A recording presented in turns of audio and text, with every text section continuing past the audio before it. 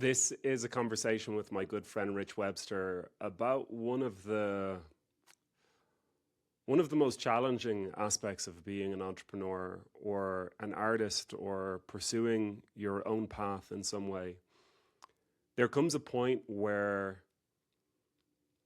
the identity you've created, which is very much linked to what you do for your work, is no longer connected to who you are. And within that, there becomes a point of tension. What do I do? How do I address this? And that's the ultimate question that we're exploring in this conversation today. Rich is a dear friend. He's an entrepreneur. He advises a lot of entrepreneurs. If you want to read and connect with the deeper aspects of what he writes about in relation to entrepreneurship, it's the Substack Inner Entrepreneur or his Instagram at Rich Webs. And if you have any perspectives of things that we didn't explore or ways that we didn't see things in how you see them, please let us know, because what we discussed today is something that we are learning about as we go through it. So here's my conversation with my good friend, Rich Webster. After we chatted last week, the same thread about what we spoke about came up many, many, many times with different people. Really? Yeah, it did. At many different age phases, I would also say as well. One person in their mid-40s, one person in their mid-50s, another person in their early 30s. The older ones wishing that they had addressed this at a younger age. So in the way I see it, of what we're talking about is this fusion of my sense of self with what I do for my work, my income, my job. Yep. Is that how you see it? I think that's an accurate description. It's the idea that of work-life alignment, I suppose, and that one can not be bringing their authentic self to work if there's too much of a gap between who they are, in quotation marks, and the work that they do. Especially, I think, when I hear it come up with entrepreneurs and people, most entrepreneurs have a growth mindset. So they're continuing to learn new things and develop new skills and explore. And when you're moving very quickly, your business sometimes isn't catching up, right? And you can look back on this and be like, oh my gosh, this is just an artifact of me circa whatever, 2024. And now it just feels foreign and cringe and weird. And, I've heard it described as feeling inauthentic, right? So yeah, I think that's what we're talking about. Yeah, and so that's a very specific type of person, I think, actually I've come to see. And It's an archetype. Yes, it's an archetype. So let's talk about what that archetype is first in what we're talking about here, because what I've come to see is that there are this challenge, this confrontation of my identity being fused in with my work, but them not feeling like they're very coherent. Mm-hmm. One person saying my insides don't match my outsides, said to me once, which I felt captured it well. There's one archetype that we can define, which is the person who is sort of, they are on a journey of self-discovery. And as they are discovering themselves, ways that they are changing become things that they can offer to other people. Mm. And then through that offering to other people, it starts to shape their identity. This is what I am. But then what can happen is they continue on this journey of self-discovery, and this thing which they were offering 3 years ago is no longer that important to them, but yet so there's this fusion of my work is what I'm exploring and curious at the moment, but the thing which I'm being paid for and validated for is something that was important to me very important to me once, but is no longer so important to me now. And so, do I have to keep moving my business along with my interests? And I personally have experienced that, and it's been a mess. It's been very, very, very messy. Um, like, yeah, how would we define that archetype or categorize it or label it? It's a good question. It's interesting because the assumption embedded in that specific belief system is like, I'm going to continue to pursue things that are interesting to me, that I'm excited about, that I'm passionate about. And then at the end, I should have to monetize it, right? Like, then when we're done, there should be some way for me to interact with the market and make this all ROI positive. And you're like leapfrogging from interest and discovery and passion over and over again and growing along the way. But then you're like, but at each jump, it better make money. Definitely. And there's another facet to that which I've seen in myself and others similar to me. There's two people that stand out in my mind. Is that there becomes this continuous path of learning and discovery. And while in that path of learning and discovery, you can't actually tell, who am I doing this for entirely? You know, it's sometimes you are clear that you're doing this so that you can learn new skills or new insights to bring to people. But then sometimes you're actually going on the path for yourself. But while you're on it for yourself, you're also thinking about how this would be great for the people who are clients of mine and work with me, or this would be a great potential new market. And so I've seen that. I experienced that myself, and I've seen it in others, where the path of self-discovery is hard to actually differentiate between, is it actually for what you want to discover yourself, or is it because there is some sort of blindness that in many ways I'm pursuing these things because they'll be skills which I'll be able to give to others. And that's a trap that I sort of had to wake up to last year in 2025, I think. Very hard to see that. Very hard, like sort of seeing it, but not seeing it clearly enough. So then that makes things confusing because speaking personally, I didn't get a chance to go deep enough into uncovering things in myself, because it's almost like as I would be going deeper, I would be rising up to think, this would be great. I can share this as an idea. I can share this as a perspective. And so there isn't a separation between the two things. And the third thing that's a little unhealthy in that is like imposing the things which I'm discovering onto people. As opposed to like really listening and observing what do the people I'm working with need. Instead, I'm sort of imposing what I'm discovering onto them. But here I am talking precisely about like my own uncoverings with this. You're the man who is like sitting with entrepreneurs all the time and probably exploring some of these things yourself. Like, how do you see it? I think the biggest, I can probably speak to how I'm navigating it now with my business and how I've I guess found an equilibrium currently where I feel like I can explore different things and still have a business at the same time. And this is just what works for me.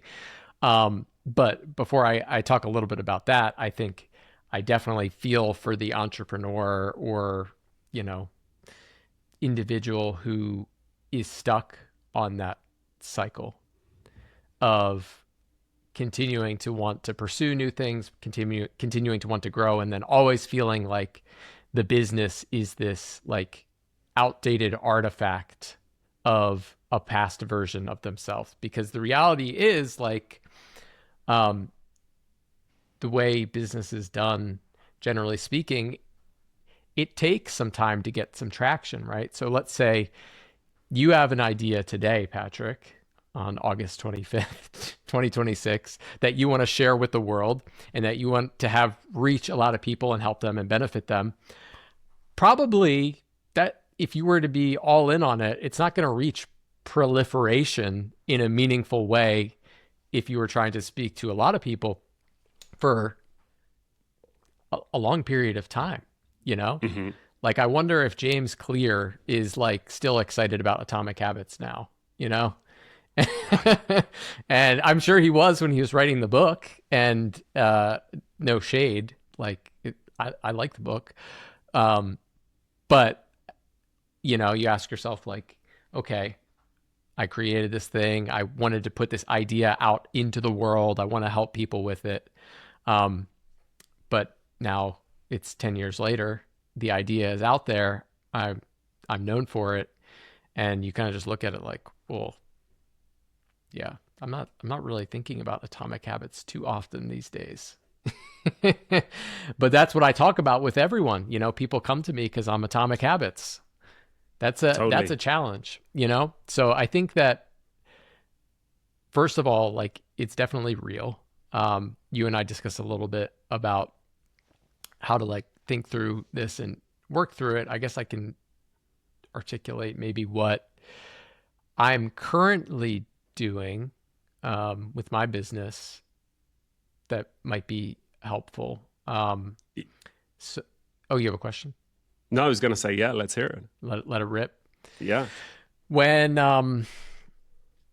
so I've gone through a bunch of permutations with my business. I have run, I guess, like a creative services business where I did design and video production and like, worked with large organizations.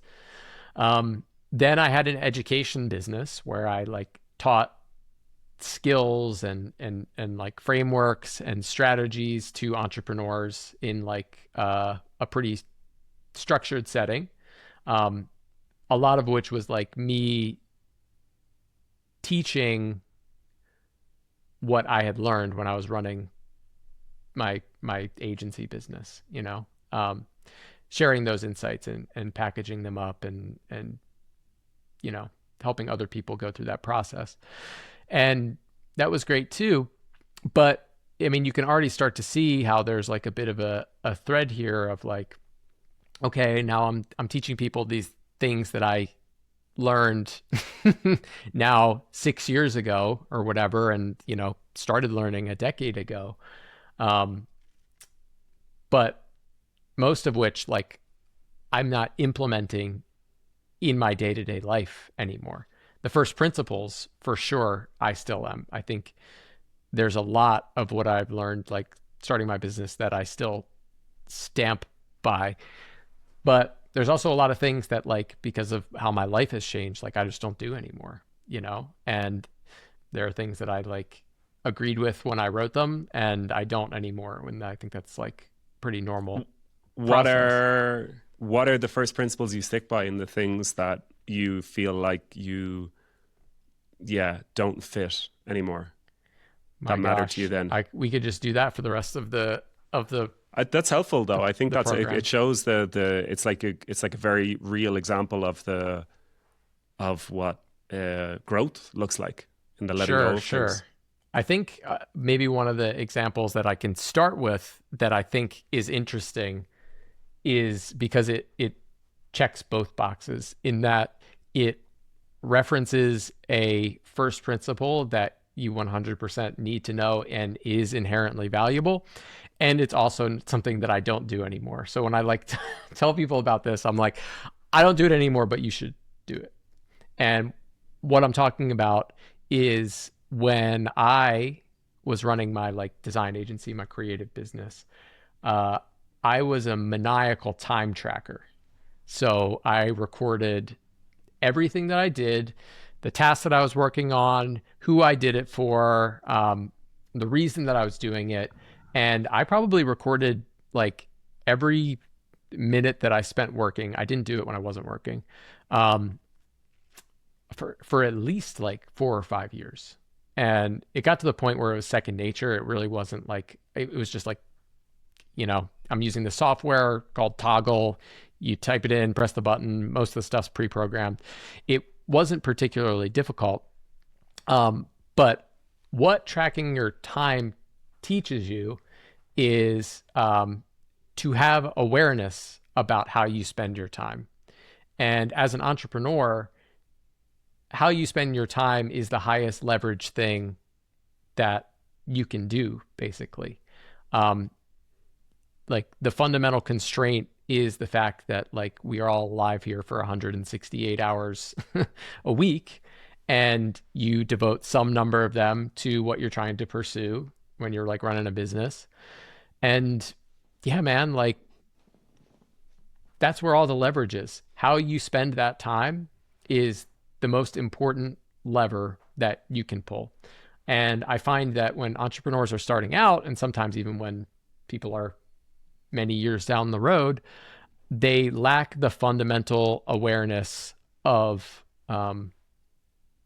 how they spend their time and whether it's in alignment with what their goals are or what they're interested in pursuing. And the analogy that like I remember when you explained it in the context of, I think, sleep tracking, it really like made things click for me.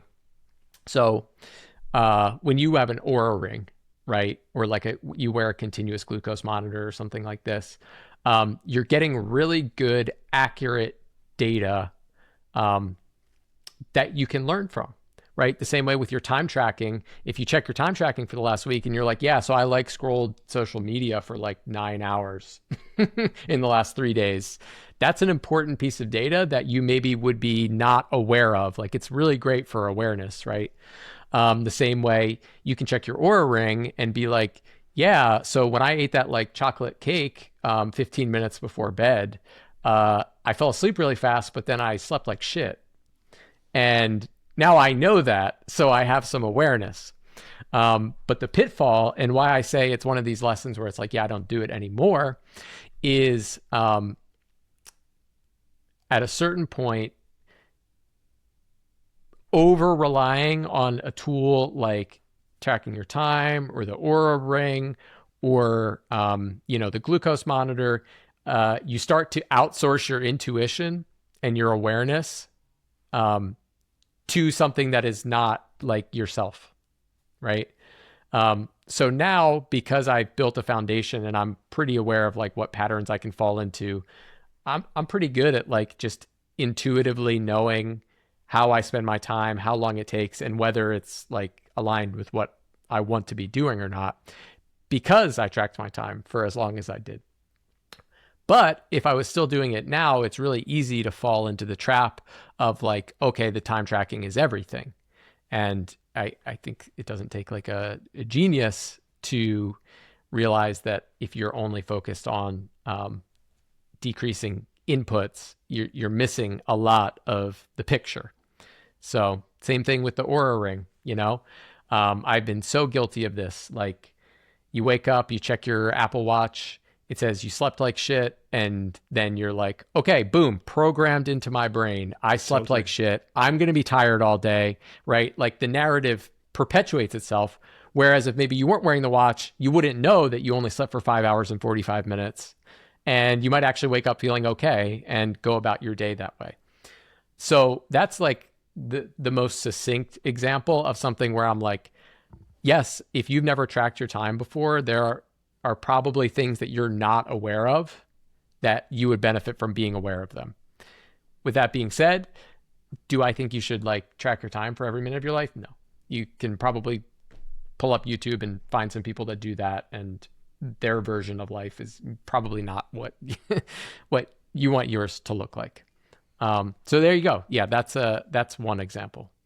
I think this like captures the deeper thing that we're talking about so well, though, because what the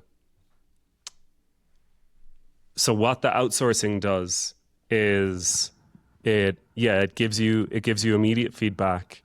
It also shows you correlation. So it shows you, okay, so these things were conducted, such as the example eating 15 minutes before bed, you can see, okay, I didn't eat before I went to bed the night before, and I can see now that my sleep was crap, and that's why it was most likely because of eating so close to going to bed that night. But then it becomes the dominant perspective. Like I go to that as a way to understand myself. And I think this is sort of where it's starting to like become an interesting analogy or metaphor for the sense of ourselves through work. Like I think about how I haven't read this book in a long time, but the book The Three Marriages by David White. And the image of the book is this beautiful image of vines, three vines continuously wrapping within each other as they go upwards. And in the book, he's talking about these three vines are representing the three marriages in our life, which is the marriage to our work, the marriage to ourself, and the marriage to our relationships. And these should ideally be three paths which we are exploring, which are weaving in and out throughout each other constantly. And they are all facets of the larger representation of our life. And that if approached this way, our work can be such a crucial and fulfilling part of the journey towards discovering who we are. But if it starts to drown out the self, or if it starts to drown out some of the relationships, and so if the relationships are nurtured around the growth in the work sphere, and if the sense of self is anchored to what I'm accomplishing and what I do with my work, it can starve us. It can like really deplete us of the nourishment that we're ultimately lacking. And I was saying at the beginning that there were people I spoke with last week where for both of them, the key thing was that they came to realize that probably the relationship with the self was depleted in pursuit of the work identity, so that what I accomplish is only as significant. Like my sense of self-worth is only as significant of what I accomplish in the work frontier. And unfortunately, that's always a terrain where more can be done. And so it's sort of fulfilling this belief of not being worthy just in the life that's being lived. And we did an interesting, I sort of want to ask you this because this was asked of me and I found it quite interesting. So, I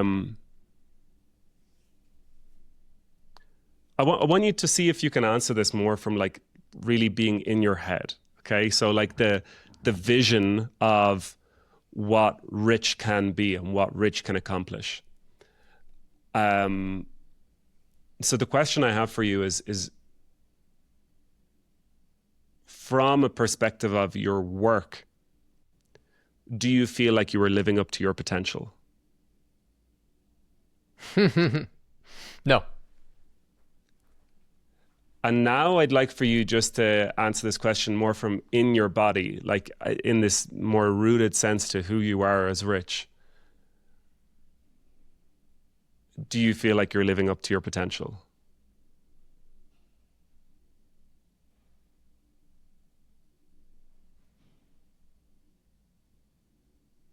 It's closer to a yes. Interesting. I love this exercise. You've like worked with Julian before, Yes, right? yeah. We have that in common. I guess I'll contextualize what I'm saying here. Patrick and I have both worked with. I currently still do. I don't know if you do. In a moment. Worked with Julian Wagman. Wagman? That's his last name.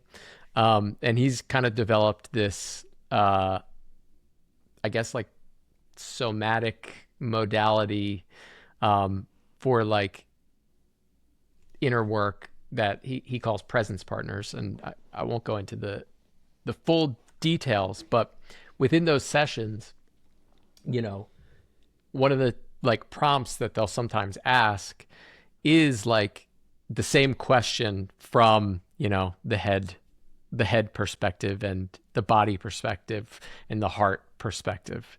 And you really do get different answers because there are definitely like different intelligences that we have access to. So yeah, the mind is we're all pretty mind, like we're mind maxing right now as a society, like we are just a bunch of like disembodied floating heads moving around. So yeah, like the cerebral response very quickly is like, oh, I could be doing more, right? Right. I have not impacted as many people as I want to impact. The business is not as big as it could be, like it's very easy to look at that and say, well, yeah, the numbers could get bigger. And I know that there are things that I could be doing that I'm not doing that would make the numbers get bigger. So therefore, there's your answer, right? But I think the lesson that I have learned, having done this work for a while, is if you just look at the numbers, you miss the point. And I don't mean that just from some like spiritual feel good, like, lovey dovey perspective. I mean it from like the leverage isn't in the numbers, right? It's often 99% of the time in unscalable things like relationships. Like there have been plenty of times where one comment, one connection, one introduction does more work than my entire year of sitting at this desk and like typing at the keyboard. And that is something that I feel like I really have no control over, right? Like, you can call that God if you want, or whatever, like insert your viewpoint there. But I do think that there are things that we are like supposed to facilitate that we don't necessarily have control over, other than being in the right place at the right time and like putting yourself into that position.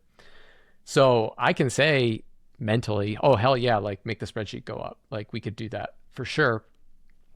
But the body perspective is like, well, the more that I can be present when I'm with my clients, the more likely that it is that I will be tapped in to say what needs to be said to make these like much more interesting outcomes come to fruition, And I think that that's probably one of the biggest lessons that I have learned recently is like all of my best moves have not been mine, you know?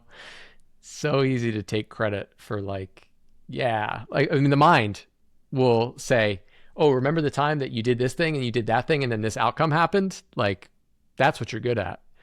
But yeah, all the big stuff, man. Like, I didn't, I didn't engineer anything to like meet you, Yeah. like there is no spreadsheet that like has created our friendship or anything like that. And I think about Not at that all. with like all the people that I'm close to in my life, even my clients to a certain extent, certainly my wife, like, yeah, man, like all the leverage is in the unscalable stuff. And with that, I think there's something interesting because this is a word that came up in some of the conversations I had and some of the things I was thinking about, which was impact.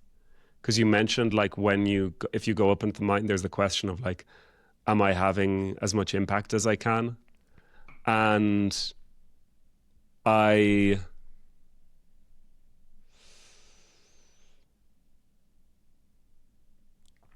don't know. I think that concept, that sentiment is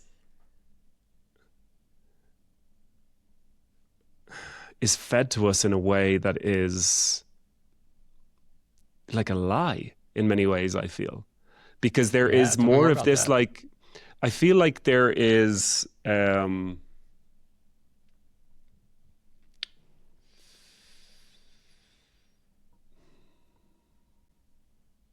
Like, okay, let's frame it this way to give a real example. My my sister's ex-boyfriend worked for this magician for many years. He was like his creative director, and this magician Sounds like a had, fake story. I know, right? And we're close. We're very close. He's a wonderful person, a wonderful person.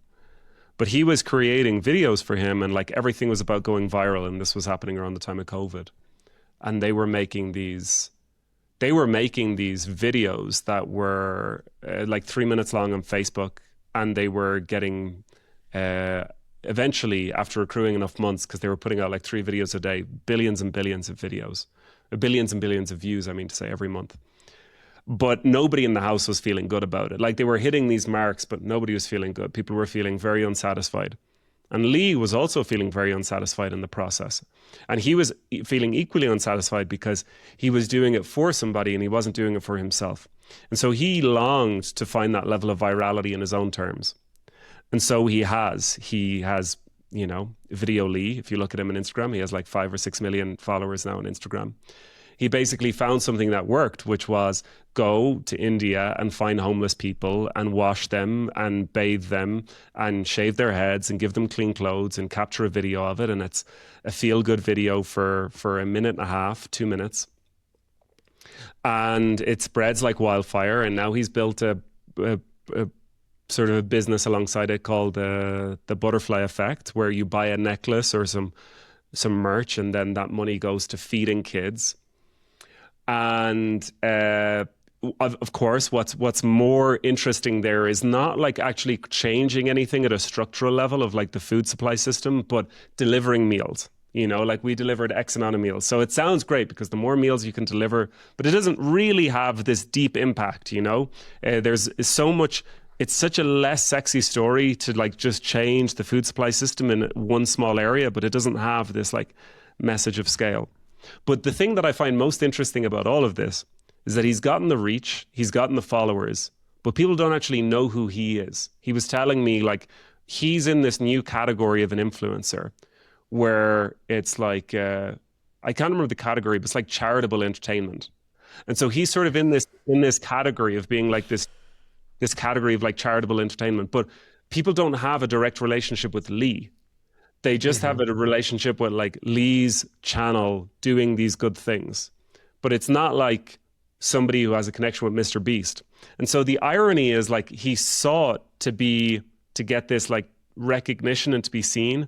And he has all these followers, but it's not actually for him. And then the impact is a great story, but is it really, a significant impact? And like, I feel the same way about keynote speaking in many ways. It's like easy to tell yourself that you're going out and inspiring people for these 60 minutes or shifting their perspective. But like, I'm curious what your perspective is on this. I have this view that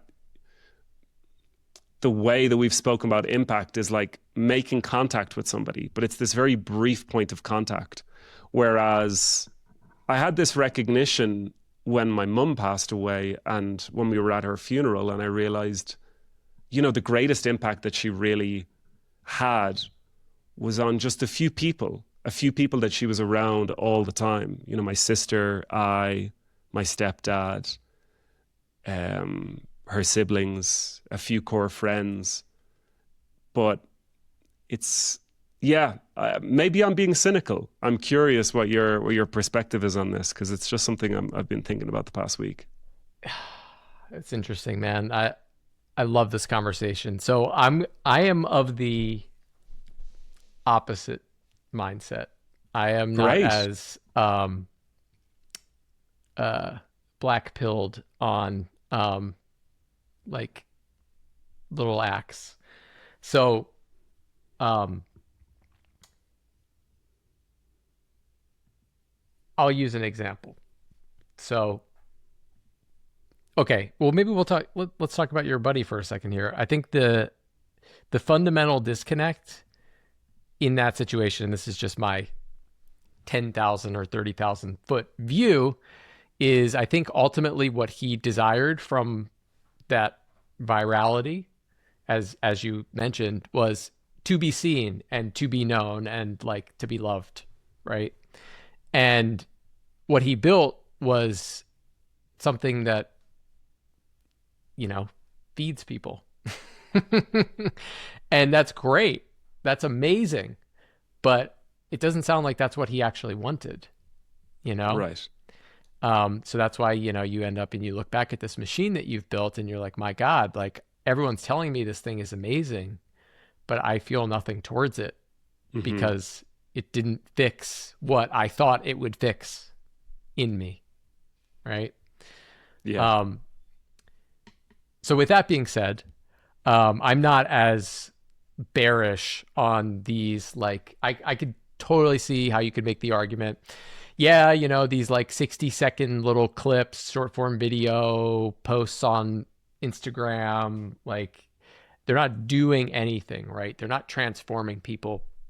Um, I have the opposite perspective, and you know, a lot of my worldview comes from the uh, world of recovery, Hmm. right?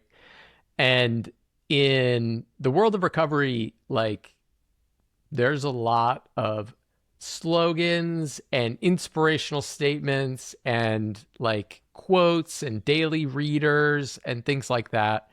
Um, and it is my perspective. I heard this in uh, said recently. You know, these things are like, I don't know, they're like vitamins. You know, like you get a couple of inspirational statements a day, and it can shift your attitude. You know, it can wake you up. And sure, it's probably not going to like um, revolutionize your life, but we're all kind of living life 24 hours at a time. So for me, right, like, you know, I wake up and part of my like morning routine is I read from like two daily readers, you know, and What do you you mean could by that when slap. you say two daily readers? Okay, so like in the recovery world, there's these like you think of it like a daily meditation book or something like that. Hmm. You've seen these things before where it's like 365 days. Like Right. a secular one would be like Ryan Holiday has this book like The Daily Stoic or whatever, and it's like, you Right. know, today is August 25th, and today the lesson is courage, and you know, here are some inspirational thoughts on the virtue of courage, right? Hmm. Um, so there's like recovery oriented ones of those. I find them to be incredibly helpful in centering me as I go about my day. So I'm kind of like a inspiration self-help maximalist. I feel like that stuff is inherently good, even though it you could see it as like, oh, this is just fluff. Like people hit the like button, they don't do anything about it. I have like a little bit more of a um, generous view of humanity when it comes to that stuff. Like, I think that some people hit the like button and they don't do anything about it. But I think if you can internalize the message, even if it's extremely simple, it can impact like how you show up in the moment or for the rest of the day. And yeah, so I'm very much the opposite. It's I helpful like to hear. inspirational quotes. I suppose the in what I gravitate toward, if we take the recovery analogy for a bit, you know, um, I suppose, let's say, for example, somebody is in need of going into recovery and getting clean.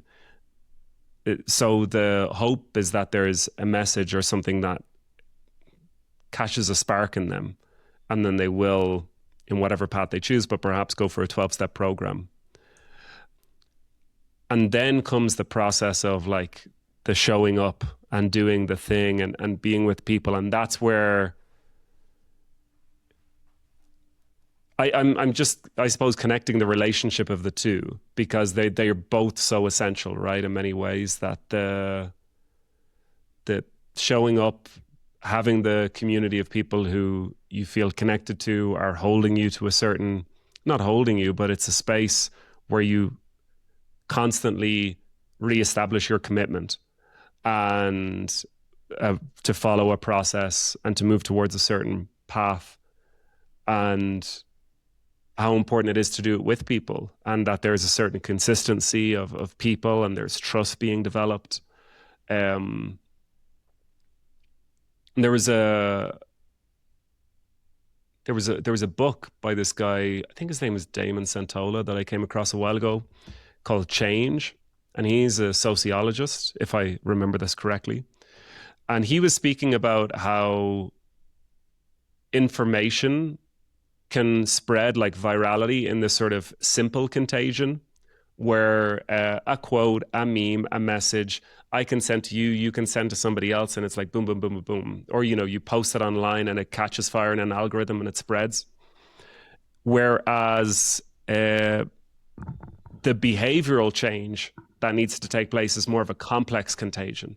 There often requires these smaller groups where there's a sense of trust, and it's more in the exposure to certain behaviors in other people that you start to change your behavior. It's actually less about the words per se, and it's more about how, in us being social creatures, we are observing, mirroring, and learning just by being around others about how to be and how to change. And so much more is being sort of consumed inside of us than we could even reduce down to words. And yeah, maybe my from the environments I've been in and the things I've seen, I feel as though there is less of an emphasis in our culture today on really building out structures that will facilitate that like behavioral change across groups. And instead, it's very easy to sort of default to the message and the content, which spreads and gives the numbers and gives the sense of growth. But here I am, as I'm saying all this, I'm sort of hearing my own cynicism and everything. Yeah, I mean, to go back to, you know, like what is impact? You know, like you mentioned, oh, when I think back about my mom, like her like the big, meaningful, meaty contributions were like her relationships with me, with her kids, you know, with her like family and close relationships, and like that's what really matters. I feel like in some ways I am extremely, extremely lucky, and also um, extremely out of touch with and with the average person, in that one of the like major benefits and like gifts of being in recovery for a long period of time and like basically ruining your life and almost like killing yourself in the process, is that meaning, that like ground level meaning, like what am I doing to impact people? Like that box is checked because I can always like participate in my recovery and show up and like help people that are also like struggling with addiction or whatever. And I rarely find myself sitting there being like, what am I what am I doing? You know, is there enough depth here? Is there enough impact? Is there enough connection? Um, I'm sure people have other communities, right, where they're able to get that baseline level. Um, but for me, I'm really lucky in that if I don't do any other like entrepreneurship stuff, if I don't impact as many people as I feel like I could, um, if I just keep doing the recovery stuff, like I've already won. You know, I've I've been doing borrowed time for 15 years at this point. Like it's all profit on top of that. So I am empathetic that that is quite rare to have that feeling and that like degree of purpose in your life. Um, but it allows you to hold a lot of these other things that I think people really like grip on tightly to, and I'm guilty of it just as much as anyone else. But sometimes when I have the right perspective, I can hold that lighter, you know, than if you're like, oh, my business needs to be everything. It Right. needs to be, it must fulfill every need that I have. Yeah. Yeah. You know, I always knew that the recovery community was so essential for you, but just hearing what you said there, like it makes me deepen, it deepens my understanding of how important it's been in your life and how much it's given you. Of course, Oh there's yeah. the very core things it's given you, but in the sense of purpose it's given you, I don't think I ever fully appreciated that. It's one of the things that like, um, when you're talking about work life alignment or integration or whatever, uh, it was quite hilarious in retrospect that like, for a decade plus, right? Um, that part of my life was not really integrated into my work at all. Yeah. And, I would bring that perspective. Just for people who don't know about this, just give a little bit of Sure. context if you can on that. Which part? The absence of integration between your journey through recovery and your work. Sure. Yeah, yeah, yeah. So, I mean, I can, I guess, probably make it as simple as, other than like my close friends, like people that would know me outside of working relationship, I was not like public about being a person in recovery. I wasn't like out or whatever. So when I would bring like something to the table, like with a client or with work or whatever, where I had experience from that, I would kind of have to like launder it through a story or some like 1 or 2 degrees of abstraction to get at the point that I was trying to make. Um, Whereas now, like it's been several years, but it's something that like is just I'll talk about with anyone. Um, and yeah, the like there was a big gap there where I had this like essentially operating system and like foundation that kind of informs everything that I do.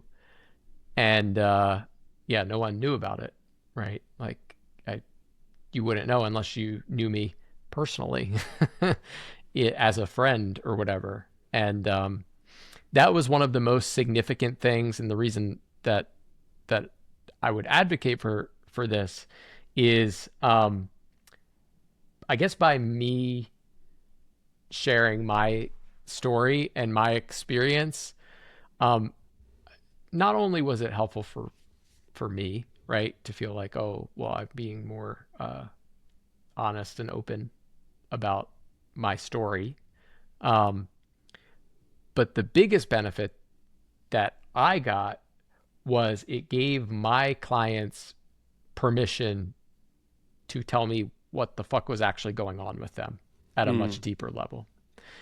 And when you work with entrepreneurs for long enough, you start to realize that like everything is below the surface, There's so much depth that if you are just continuing to like only operate at the surface level, the level of the mind, of the numbers in the spreadsheets, you will only get so far until you're like you hit an internal bottleneck, right? Um, because I mean, hilariously, Tony Robbins has a pretty good, like, he calls it, what does he call it? He calls it the science of success and the art of fulfillment, right? And that's kind of very Tony Robbins esque, but the math of selling shit is not particularly complicated, Like, it is very like cerebral. Um, but we always end up getting kind of constrained or blocked by the stuff that's below the surface. And until I was willing to like share a little bit more in depth about me and my story, I think it maybe gave my clients permission to feel like they could share that with me, and then we could move a lot faster in terms of like our work together. And on that of things being below the surface, because when we spoke, and we spoke about this fusion. I suppose that's a way to look at it, like a fusing of identity. The merger, yeah. Yeah, that's it. That's the things being merged, coupled, whichever term you want to use there. You said something that struck a chord with me, which was that you felt like it was very much in the unconscious of many people who have stepped out on their own path to be entrepreneurs. Like, and I was curious just to hear a little more from you on that, because you're coming into contact with people who are doing their own thing, very much so, with the groups you've ran, with the mentorship work you're doing. Like, what do you see in that domain when you were saying that you feel like it's very prevalent in the unconscious amongst people who have built their own businesses or who are working for themselves? So what is prevalent in the unconscious? This merging where people aren't necessarily aware of it, but that's yes. very, because I was a perpetrator. I was How part of are the you problem. a perpetrator? Yeah. Well, okay. It's interesting, like, okay, talking about other things that I don't do anymore. Right? Like the idea of, I guess, a lifestyle business, right? So a lifestyle business is essentially a business where your goal is to make as much money as possible in as little time as possible. And so that you can go do what you really want to do, whatever that is, And part of the way that like I felt like I was able to sustain the divide, the separation of church and state, was by treating my business like this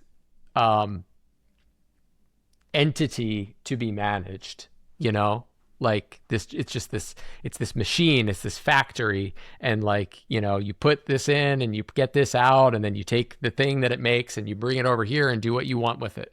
And for anybody who's like salivating, listening about this, thinking, I want that, you can get it. I'll help you. How to Work Less. It's all packaged in How to Work Less, created by Rich Webster. Yep. Just DM me. You can still buy it. So what's so hilarious about all of that is all of the principles I still stand by and I still apply in terms of how it's executed. The main difference now is just that I'm not trying to like avoid working. I don't see my work as this thing to be minimized anymore. So it doesn't have this connotation of like, it is just a means to an end. And in some weird ways, like, a lifestyle business can be closer to a traditional job, in that when you work a regular job, like, unless you actually like it, which I don't know what the percentage is on people that work regular employment and love it. It sounds like it's not high, but I don't know. It sounds like it's not high, right? You do it so that you can support your family and pursue your hobbies and have a weekend and, watch Netflix when you get home or whatever people do. It's like the entrepreneur's version of that. So yeah, in some ways I was giving people the playbook in order to do that. And while I still stand by the playbook and I follow a lot of it because it's a sound philosophy, I think the thing that I was missing was the level of integration where, because I was able to like bring my full self, which sounds very cheesy, to my work, it no longer felt like this thing that needed to be minimized, and that everything that I wanted was outside of work. Now, like, I like working, You know, I also like everything else that I do. And I find that they all feed each other in a really beneficial way. Like you described the book with the three braids or Hmm. whatever. It's much more like that as opposed to, yeah, I've got this one braid over here and I basically like squeeze it and money comes out and then Yeah, I I think take it and put it on the other braids. the other way of looking at it, and I've seen people speak about this as buckets. That like Mm. I have to fill all these buckets. You know, I've got like my family, I've got the money side of things, I've got my health, I've got, the relationships I have. And I mean, this was what I heard primarily with people in the corporate world. You know, they're like, I'm given yeah, I basically every week I get a certain amount of water and or whatever it is, sand, and I have to fill. I can distribute it amongst all these buckets, and so much of it just goes into the work bucket. Um, but yet it's like the work. This yeah. Anyway, that's the different way of looking at it, I suppose, is all of these compartments, because I suppose that's what you were doing, was you were compartmentalizing things. I mean, Um, couldn't be more. It was designed to be compartmentalized. yeah, And then the one thing that I'll say, um, because I do appreciate that, like, people will find this message from me at different parts of their journey. hmm, And I think for a lot of people, they would not possibly believe that, that business on all metrics was crazy successful, right? Like, I made a lot of money. I worked 10 to 15 hours a week. Um, the work that I did didn't suck. I was like doing design, like it was cool. Um, you probably would not believe it for yourself until you experience it. So if you need to experience it first before you can learn the lesson, go do it. And then call me when you do it and you realize, okay, why? What was this all for? What's next? Because often entrepreneurs come to me and they're like, okay, Rich, I built this thing. It's successful. It's doing great. What now? You know, why did I do this? What was this for? I'm ready to move on to the next thing, you know? Um, and it's a part of the process. I think uh, there's this rich guy joke that um, money won't make you happy, but the only way to learn that lesson is to actually make the money to find it out. Like, it's not something that you can be told, you even have though to we've pass all through it. heard, right? You have to experience it because I see Yeah. deep down we feel like, okay, if I can just get this thing, if I can get the money, then all of my problems will be solved. Then I'll be like whole or happy or whatever. Um, and it's the same thing with the lifestyle business, make one. Like, trust me, I did it. It was cool. It was a good journey. But there's a reason that I am doing what I do now. And I'll tell you what, 80% of the skills that I learned building that business, I still use every day.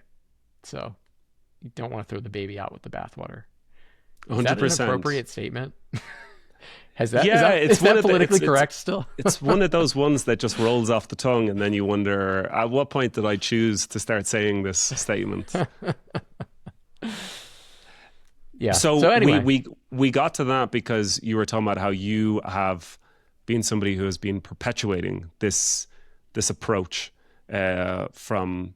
I was asking you about like your perspective on this merging of identity with business, an identity of oneself with the business, being very much in the waters, the unseen waters, the darker waters, the that's right. depths of the water in the unconscious.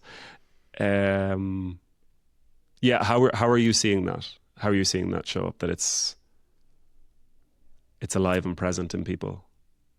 Um,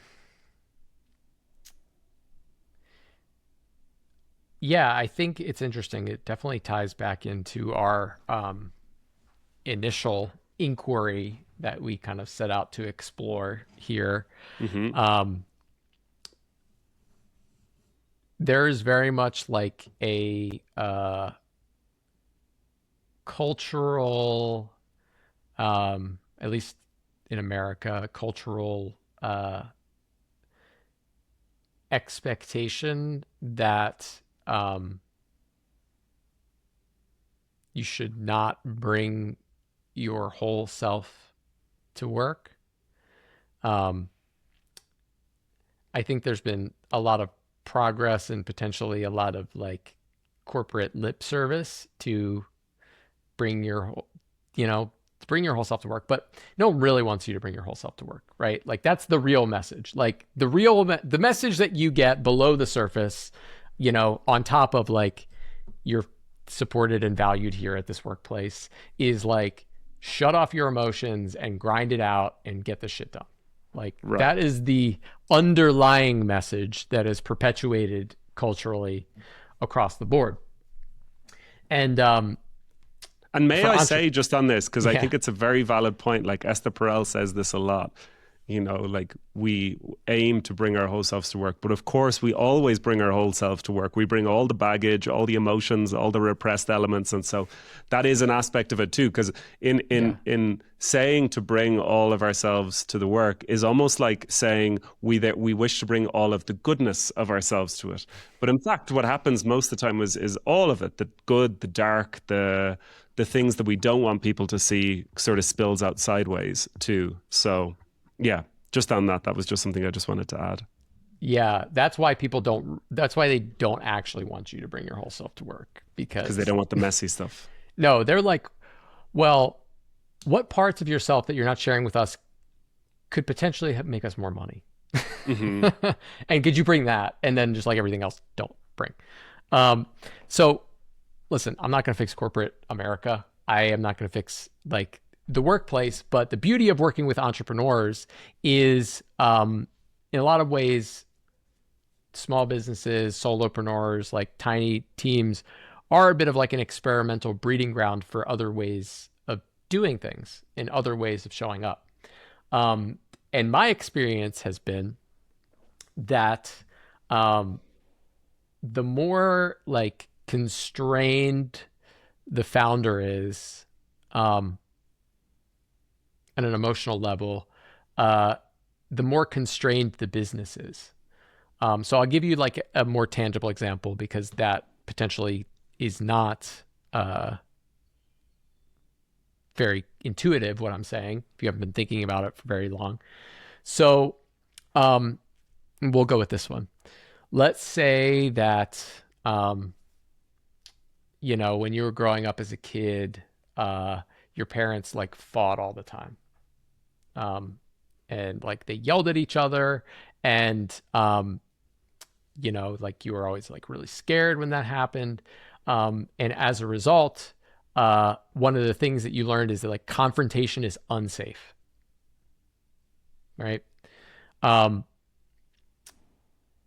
when you bring that to your work, um,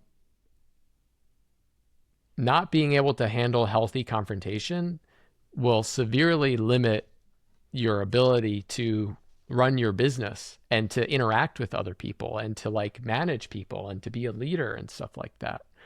Um, and so often like there's this idea that oh we can just live in the world of ideas and spreadsheets and stuff like that and not deal with the whole person. Hmm. And what normally happens, like to use that one as an example, is if you can't bring that stuff with you and you can't like work on it and work through it and use uh, your work as like an opportunity to grow and explore that stuff, well, what people do is they just avoid confrontation. They create this strategy of, oh, I don't do confrontation. And then the outcome is you get all of these side effects in the business that come out sideways. Like at the end of the day, the business is like, I've used this term, like it's a mirror, right? Um, and then you start to see, oh, well, you have like, I don't know, two employees on payroll who are like not doing their jobs. And because you can't confront them, you keep them on. And then it's like bringing down the morale of the rest of the team or whatever. or like some client treats you like shit, and you're not you're not like comfortable to speak up for yourself, and then that impacts your business, and it impacts you, and it impacts like the other people in your life, you know. Um, so the idea that we can be these like work bot automatron people that don't have like an interior life is just not true. And people will see these end side effects of like their business not maybe working as well as it could, or they're not having as much fulfillment as they could in their work. And they don't see necessarily that like, oh, well, maybe the path is in some of this like inner work that I'm not Mm-hmm. looking at. Mm-hmm. Yeah, I see that confrontation one so much. It's very interesting you brought that up as an example, because I think that's an area over the last 6 months I've become more and more curious and interested in through the workshops I've run with people around healthy conflict. Um, and it's fascinating to see what happens in people's the awareness of their body. Certain people, if they are avoidant of conflict or confrontation, ultimately, this is a generalization, but this is what I've come to see, which is they will become so incredibly aware or attuned to what they feel or think the other person is perceiving.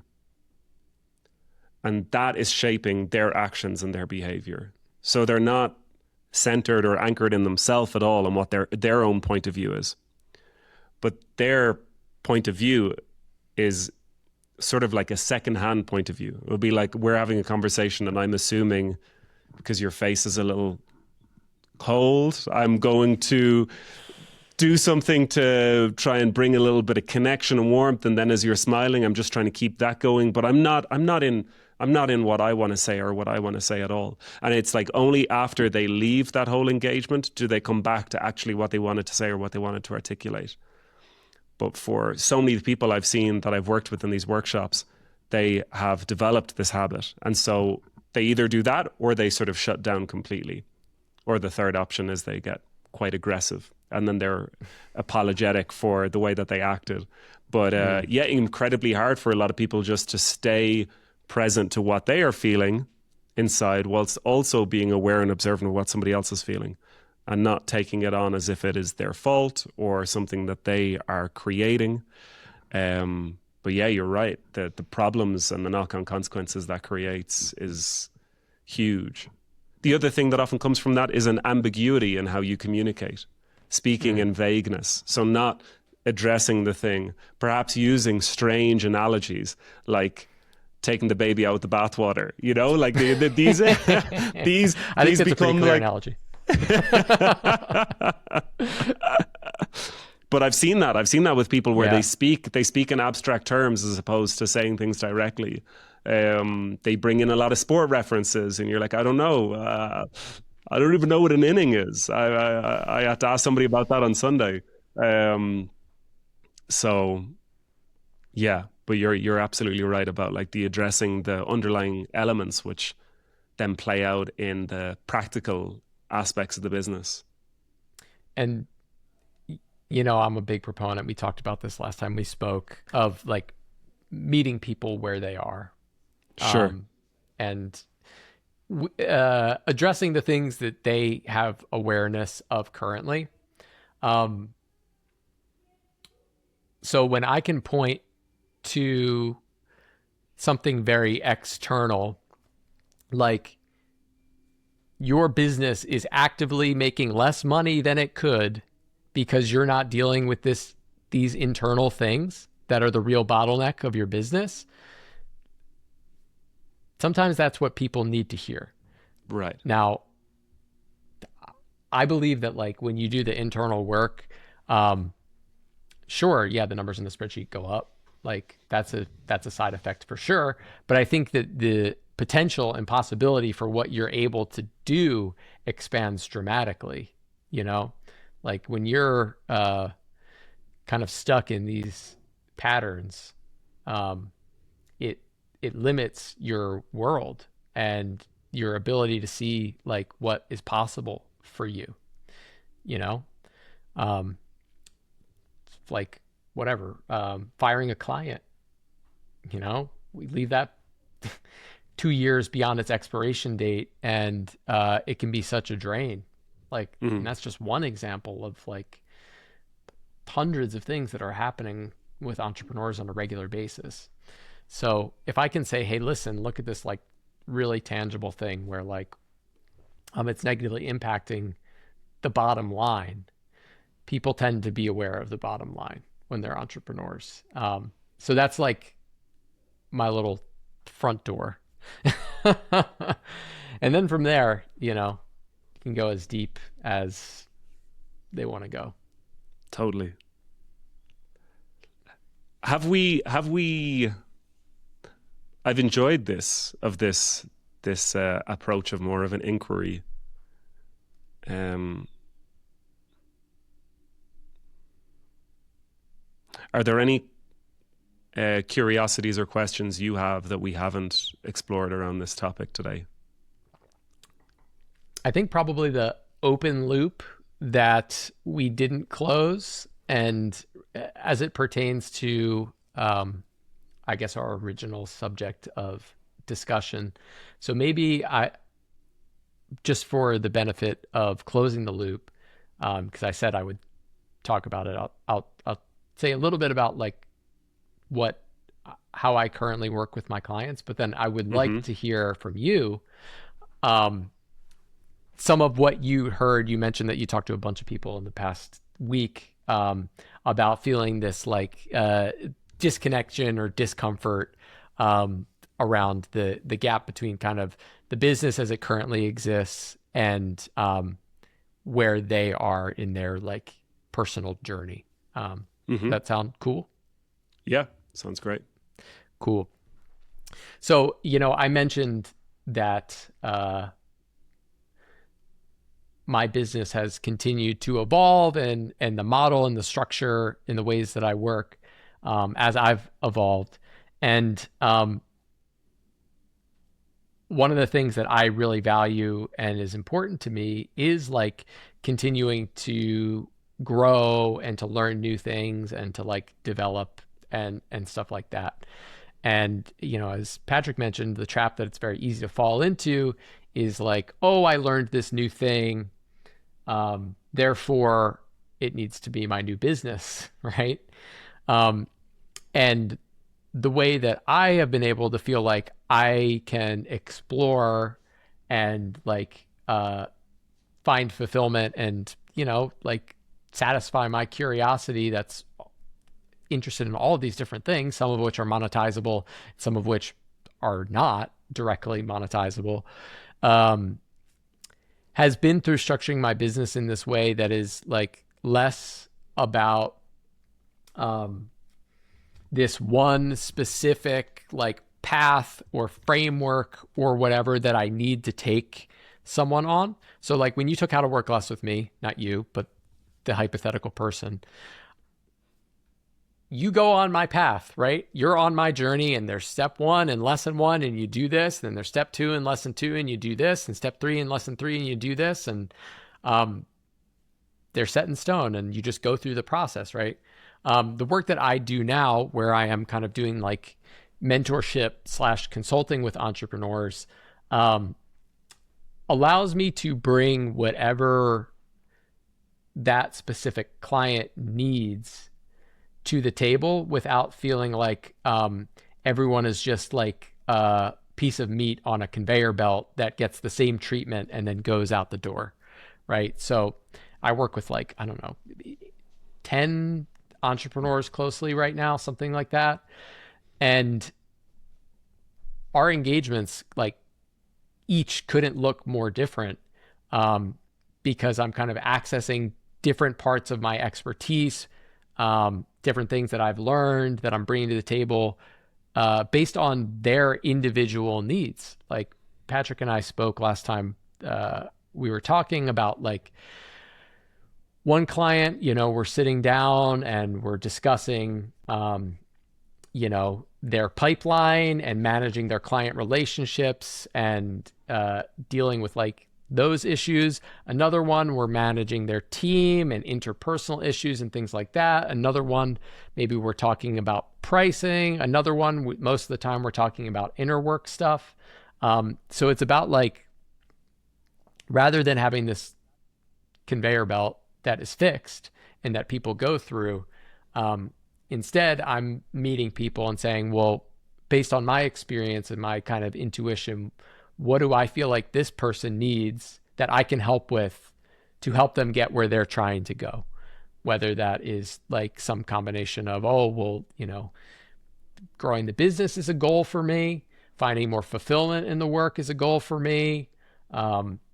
Understanding myself is a goal for me, right?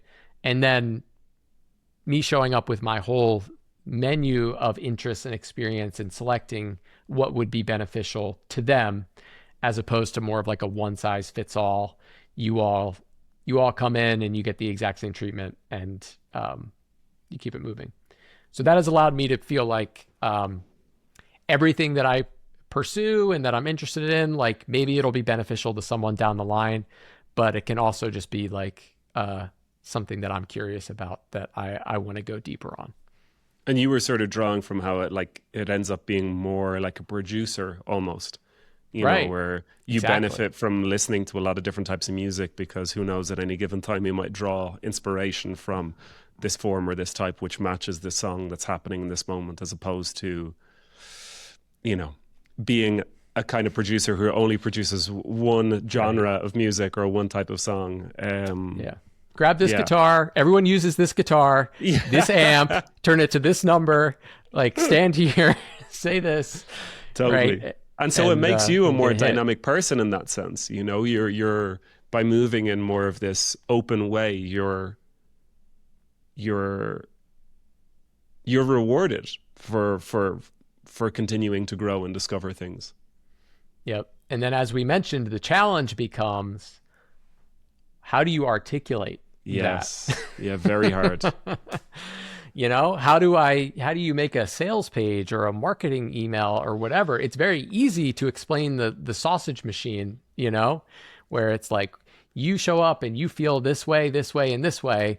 And then you go through my 3-step process, 1, 2, 3. And then coming on the end, you're this, that, and that, the other, right? And Yeah. everyone is the same thing, and you go through the process, right? People are used to being communicated to that way. But I do think that there is a certain level of, you reach a certain point in your journey where, in some instances, you value something that is a little bit more like bespoke to you, Mhm. Because a lot of times if you do I keep using the factory analogy, the factory thing, you got to modify it for yourself. I've bought plenty of courses and read books and programs, and it's like, take what you need, leave the rest. And Right. some of this resonates and I incorporate it, and some of it doesn't, So that's been my experience, and it's been working quite well, and it's been working well for my clients also. Where I don't feel like there is a gap. One of the things that, to go back to our initial point, like, is the idea of like, is there a gap between what I'm doing and what I am advising people on? Because there's The something that becomes very dissonant if the thing that you're advising people on is something that who you used to be, Yes. 3, 4, 5, 6, 7, 8 years ago. Yeah. Whereas if there's some degree of continuity in it, which also relates to how you set up the container then, like what's the container and what I do and how I fulfill. Because similarly, it's been it's been a similar process for me over the last 2 years. But in the same way, I have struggled immensely with how to like articulate and name what it is. Um, but it's been incredibly rewarding to do really significant work with amazing people, and just to be very, very present to each person that I work with, instead of trying to create a framework or a model that can hopefully reach, that will potentially reach tens or hundreds of thousands of people. But as I've been listening to you, there's value in that as well. I'm not diminishing that. Don't diminish. They're vitamins, Patrick. They're vitamins. They're They're vitamins. They're not the vitamins. whole meal. No, but they're important. You know, you don't want to become deficient. Yes. So yeah, I mean, like I before I guess maybe we head towards the wrapping up here. I want to close the loop because you left me with a very tantalizing open loop in some of these conversations that you had this week with entrepreneurs, and I was very interested in the fact that you mentioned a variety of different age ranges, and I'm curious to hear sure the experience of people that are my age, but very much people that are maybe a decade or two or three Hmm. further along in the journey. I think there's a lot of value in that. Yeah. So the three, I think the three words that I would say that like came up in this that feed into each other are value slash self-worth, um, impact, and potential. And what was interesting to see and observe in the conversations was the common theme was um, really my sense of where my value is or what my self-worth is very much linked to the impact, the scale, the size of my professional accomplishments. Mm. And so when that's there, as we've spoken about, it becomes a much more mental self-observation. And no matter what the level is that one gets to, there's a persistent internal dialogue that I am not reaching my potential.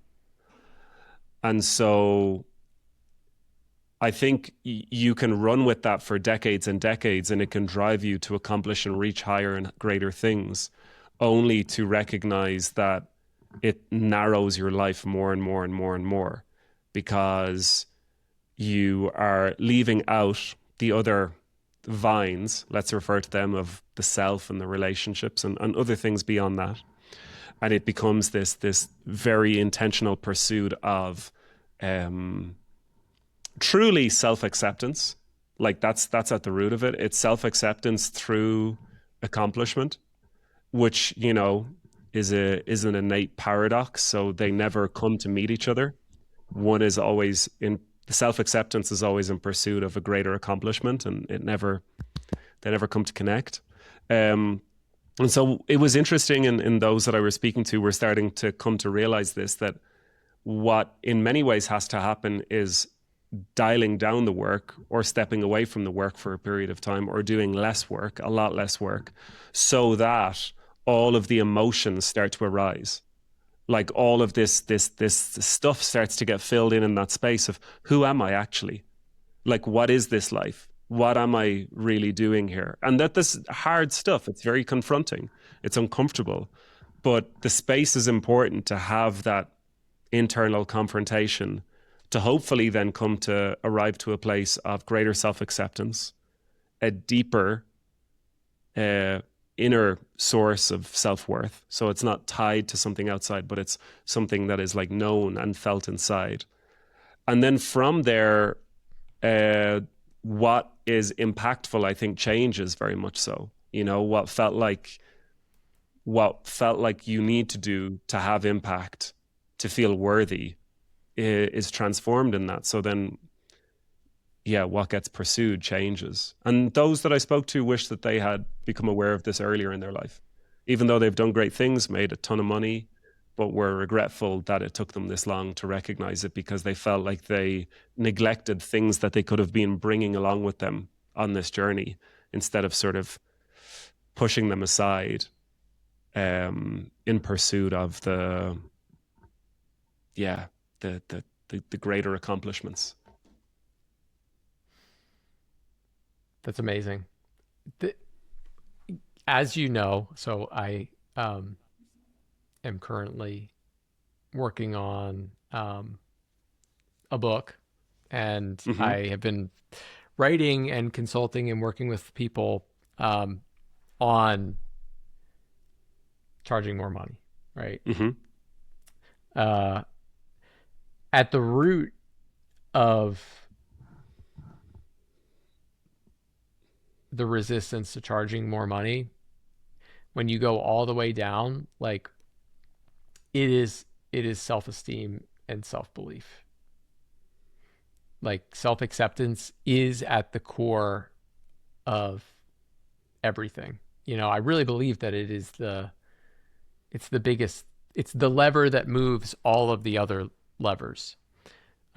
Because if you believe that there is something outside of yourself that is going to make you whole or happy or fulfilled, you will always be chasing. It's such like a cliche quote, but um, if you can't be happy with a coffee, you won't be happy with a yacht. Yeah, or you'll be happy on a yacht. Yeah. Like it's so the truth of that statement is like more profound than just the little bumper sticker slogan, you know? And a lot of people end up on the yacht, they get there and they're like, didn't do it. Didn't do it for me. I thought when I was on the yacht, it would make me feel whole or whatever. So yeah, I think the more that like entrepreneurs can, one, like it is a revelation for many people to become aware of the need for self acceptance. Um, I can think of many people that probably could not even define it. So awareness is the first step for sure. But doing that work, um, of which there are probably infinite levels to, um, is that like lever that moves everything else. Mm-hmm. And I always love hearing the story of someone who's several decades a bit further along, when they can report back and say, hey, you know what, I really wish when I was your age that I had focused more on this, in this instance, the self-acceptance and the self-esteem, because it makes everything easier. It does. And it puts less of a burden on the outcome. If you've really chosen to go all in on your worth or value or whatnot being so linked to something outside of you, if you have a bad year of sales or if you miss out to a competitor, it is devastating, because it starts to point at the very foundational insecurities which were there all along. And so your own internal emotional state is far less in your control, and it's far more contingent on things which aren't really that important, but they're games that you decided to treat as reality. And I think one of the things I've heard from just the chat that we've been having is that your work in recovery and in the NA community has allowed you to probably have a very genuine encounter with reality on a regular basis, on a weekly basis, through those that you're supporting and mentoring and in their recovery. And so I see it in you that you're able to engage with the pursuits that you have in business with, I would say, clearer eyes, because there is less of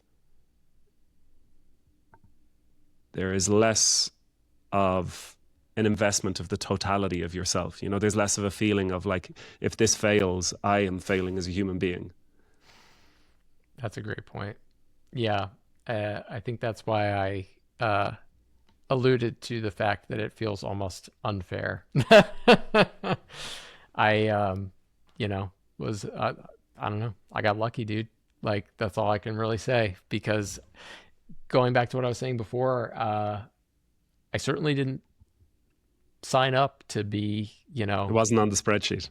a drug addict, and I'm lucky enough to have gotten into recovery, but yeah, wasn't on the spreadsheet. Certainly was Yeah. not planned for. That's for Yeah. sure. But it's pretty much like it's the most significant thing in my life, of which is another thing that I did not engineer. I didn't Hmm. think my way. Well, hope my bad thinking maybe thought my way into into rehab, but yeah, it was not a strategic decision. We'll put it that way. Right. Thanks for this. Well said. Yeah, I've man. enjoyed this. Yeah. I have one It's more been question nice. for you. Please, let's hear it. What is the space between us? Oh, because it shows up as that. Well, last year I had actually intended to, and I had said that to you, that I was going to create a podcast as the space between us. And I had actually recorded quite a few conversations and Oh, got I thought we were Riverside in the in the base space. of that. I thought we were currently in the space between us. Well, we technically are, I suppose, because this is what as I set up Riverside when I first got it, was for the space between us. But instead, I think I'm just going to treat it more loosely. Like I'll put this out on Substack just as a video as it is, instead of The trying to Patrick McAndrew predetermine show. just Patrick McAndrew. And I'll link your Substack to it. Cool. That Um, sounds good. I'm just treating it with like more of do the thing and see what it is afterwards, instead of trying to determine it in advance. Smart. Yeah. Cool. Maybe we'll have something else to explore together and whenever. Yeah. Tends to keep happening, huh? It does. It does. All Sweet, right, dude. brother. Until next That time. was fun.